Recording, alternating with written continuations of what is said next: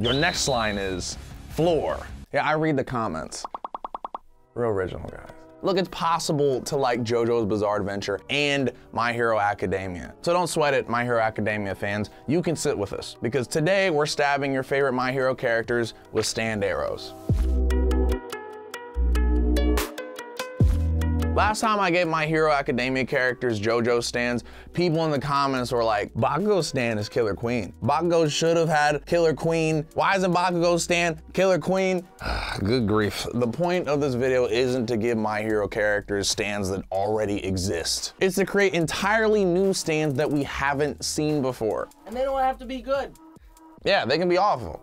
All of ours weren't. Nah, they're actually pretty good. Go check out the first one and you'll see what I mean. And hey, I get it. Bakugo's quirk makes explosions and Killer Queen makes explosions. But doesn't that feel a little, like, obvious? If I've learned anything from JoJo, it's that the most important aspect of a stand is that it makes almost no sense at all. So let's do Bakugo one better than Killer Queen. I want to give Bakugo a wearable stand because his Japanese voice actor, Nobuhiko Okamoto, played Jaco in part 5. And his stand, White Album, is a wearable suit. But I'll leave that ice crap to Todoroki. Bakugo's stand needs to match his explosive powers. And one of you in the comments had a great idea of what it should look like. I can't say your name because that might get us demonetized, so just like JoJo subtitles, I'll use your legally distinct name instead. Anyway, shout out to Youthful Blade Detective for channeling their inner Araki. They said, Bakugo's stand should look like an 80s jazzercise instructor since his quirk depends on him to sweat so much. Leg warmers, sweatbands, and everything. The whole shebang. That can be his activation word. Now this is the kind of creativity I'm talking about. I have the perfect name for it too.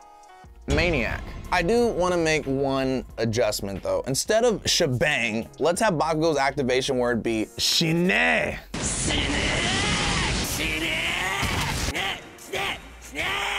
He says it all the time. It's his favorite word. To activate Maniac, Bakugo just needs to break a single droplet of sweat. From there, the stand takes over and covers his entire body in a glistening, literal sweatsuit. And then, just like his quirk, the stand can ignite the sweat and cause explosions. The more sweat there is, the larger the explosion. Basically, Bakugo can charge in and detonate his entire suit, causing a massive boom. Thing is, a move that catastrophic means Maniac will need time to recharge. Bakugo's got plenty of options though. For instance, he can also fling his sweat, igniting the droplets to create a kind of explosive shotgun. Even better, Maniac can ignite Bakugo's opponent's sweat too. But this stand is still missing one thing that screams Bakugo.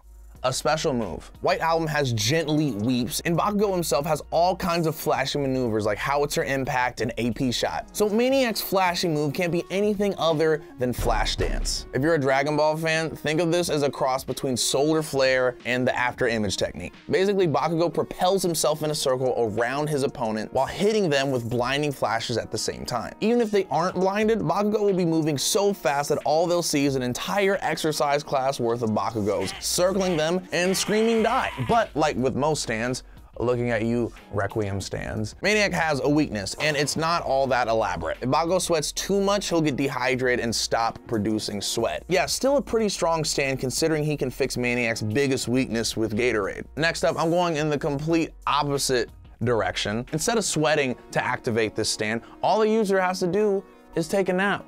Yep, I'm talking about Eraserhead. I feel bad, you know. To use his quirk, Eraserhead has to constantly keep his eyes open. Well, now he can finally give his eyes a rest. While he catches up on his beauty sleep, enter Sandman watches over him like a giant overly protective nanny. If you've ever played Guilty Gear, it's kind of like Bedman, but like a giant carriage with the mobile. Also Krang, if Eraserhead looked like a disgusting brain creature with little tentacle arms. Anyway, Aizawa slumbers away in his favorite yellow sleeping bag while Enter Sandman fights his battles for him. For some extra protection, Enter Sandman also swaddles him in that super strong binding scarf that Eraserhead uses to catch bad guys. The stand can also use that same cloth for arms to bat away anyone who would try to wake its precious cargo. And it better be careful too. If anyone wakes Eraserhead up, his stand completely deactivates. The only way to get it up and running again is for Eraserhead to go back to sleep. So Aizawa better swap out those eye drops for some Ambien or something. It's kind of like an inverted Death 13 from part 3. That stand stand has to put its targets to sleep to be of any use. Of course, Enter Sandman puts Eraserhead into a deep sleep by singing a lullaby. But this lullaby doesn't just soothe Eraserhead, it nullifies the stand of any stand user who happens to hear it. Just like Aizawa's quirk, but with sound. Next you'll say,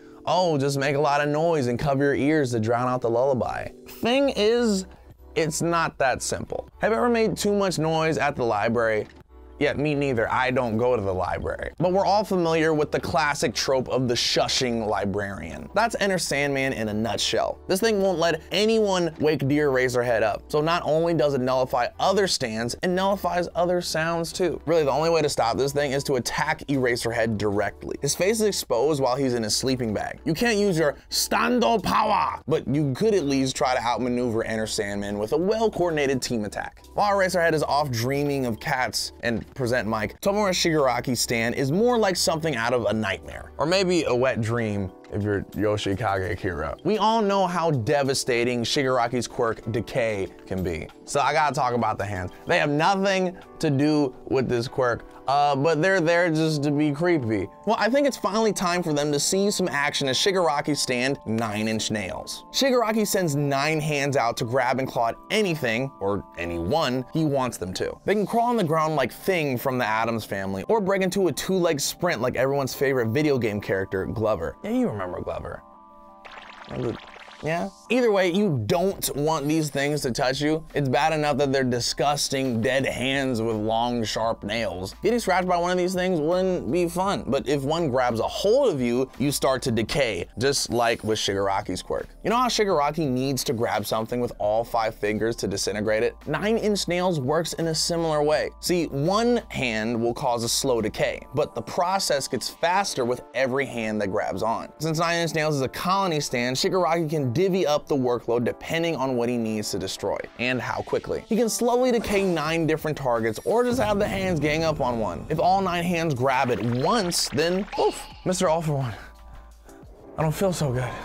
Even Speedwagon is afraid of this stand, but it's not too scary once you start to think about its weaknesses. For one, the hands themselves aren't all that fast or strong. You can smack them away pretty easily before they have a chance to latch onto you. But once they're on, they are not easy to pull off. Another potential drawback is how the hands attack. 9-inch nails isn't like Sex Pistols. Unlike the bullets, the hands aren't really capable of independent thought, let alone forming strategies. They will blindly and viciously attack whatever Shigaraki sends them after, even pushing each other out of the way to be the first one to impress their master. Really though, a villain as cunning as Shigaraki isn't gonna just launch them into battle. He'll probably have them hide in the shadows as a trap. Okay, as worried as I am about 9-inch nails hiding somewhere, I'm more worried about running into Toga. Just like her quirk, Toga's stand HALFBREED is all about deception. HALFBREED can perfectly imitate anyone, as long as it's had enough of their blood. That's where Toga comes in. She fuels her stand almost exactly like how she fuels her quirk, Transform. There's just 2 major differences. First of all, HALFBREED is a long-range stand, so Toga can hide safely while the stand is out doing her dirty work. But the other key difference is how Toga uses the blood. With her quirk, the amount of blood Toga takes from her victim determines how long she can imitate them. She needs a cup of blood to copy someone for a single day. But for her stand, the amount of blood determines the accuracy of the imitation. Like, remember how Toga imitated Uraraka during the provisional hero license exam? If she didn't have enough blood, her imitation would have been incomplete. Like Uraraka, but with a ditto face. Convincing from behind? Maybe, but definitely not enough to fool people for long. With the right amount of blood though, her stand could trick just about anyone. Also, she's able to store blood for multiple people and switch between them at will. With her vanilla quirk, Toga could look like anyone, but like we saw during the license exam, sometimes that's not enough. She needs time to study her victim and truly understand how they behave to trick the people around them. Thing is, HALFBREED doesn't have that limitation. Like Heaven's Door, once HALFBREED transforms into something, it's able to see some of their memories and experiences. And again, the more blood that Toga feeds the stand, the more memories it will have. Really, everything hinges on how much blood Toga can get,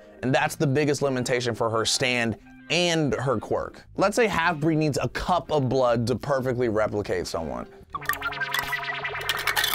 Yeah, I think I know if a cup of blood was missing. Toga's best bet is to take this whole phlebotomy thing and go pro. Get a job in a lab somewhere. That way she can build up an entire wardrobe of disguises for her stand without drawing attention to herself. Okay, between Shigaraki and Toga, I'm starting to creep myself out. Can we go back to someone who's not trying to disintegrate or imitate people? Please? I need a serious palate cleanser, but it's okay because All Might's here. He's probably one of the most purest, benevolent heroes to ever exist. Aside from being incredibly powerful himself, at one point at least, he inspires others to reach for their fullest potential, plus Ultra and all that. So his stand will empower others too. All Might triggers Destiny's Child the same exact way he passes one for all along to Midoriya, with his hair. You know the drill. He plucks one of his hairs out and gives it to some aspiring young ward, and they eat it to inherit his power. Super strength, super speed, super durability, all the stuff we've come to know from the hero of all heroes. Oh, and more importantly, they get All Might's face. But here's the catch. They don't get to keep that power forever. Once the strand of hair gets digested, their power goes away. I mean, at least they don't have to worry about breaking their arms over and over again. Destiny's Child is basically a bound stand, with the bound object being his glorious mane. It's kind of like Yukako Yamagishi's stand Love Deluxe from part 4. She can use her hair like a bunch of tentacles to capture her target, usually Koichi. All Might's stand relies on someone else to be effective, but that's not new for stands either. Just look at Babyface.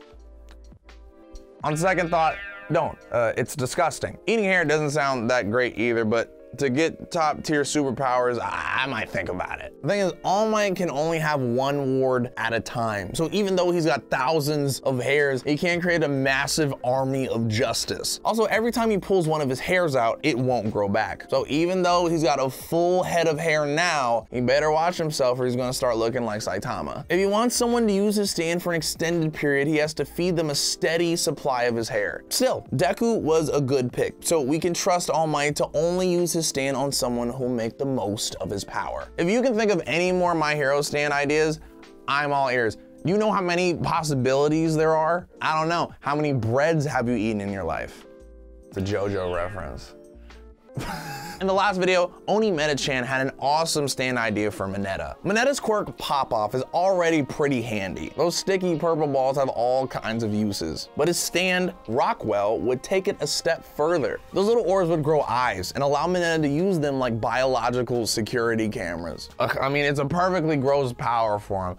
Remember that scene from the hot spring? Instead of trying to scale the wall, he could have just lobbed one of his orbs over, but hopefully someone would have stopped him. It's not that strong, but it's a great stand for surveillance. Kind of like Hermit Purple.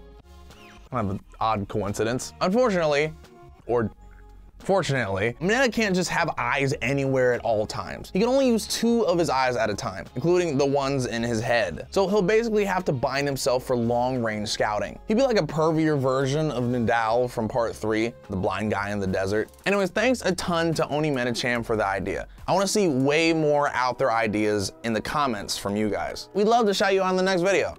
I'm Kurt, this is GetintheRobot, and it's comfy in here. I'm gonna go back in the clouds now.